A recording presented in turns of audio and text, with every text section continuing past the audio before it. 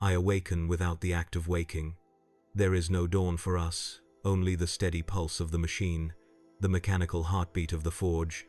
Every cycle begins the same way, a hiss of hydraulics, the faint sting of oil vapor seeping into the lungs I no longer possess, and the cold voice of a tech priest announcing activation sequence complete. My designation is 942MX. Once, it was a name, a sound shaped by a human tongue, but that sound was cut away long ago, replaced by this code that fits neatly into data logs and production quotas.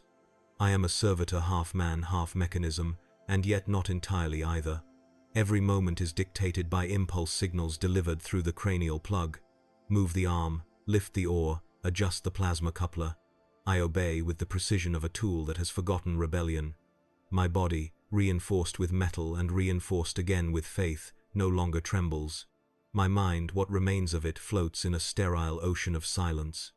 But sometimes, in the static between commands, I hear, not voices, not language, something older, a resonance that hums in frequencies unfit for the human ear. A flicker of a memory that should have been purged, chains rattling, alien laughter echoing through a chamber of bone and light. The machine spirit within me rejects it, hisses error codes into my skull, but the image persists, a hand of glass and sinew gripping the back of my neck, the scent of ozone and blood.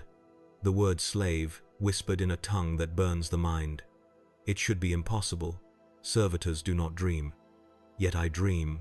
The forges of Mars are vast cathedrals of metal that sing hymns of labor and oblivion.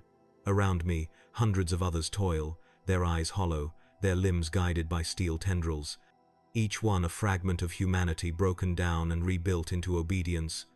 But among them, I feel alone because I remember. There are moments, brief as the flicker of a lumen lamp, when my mechanical hands pause mid-motion, frozen above the plasma core.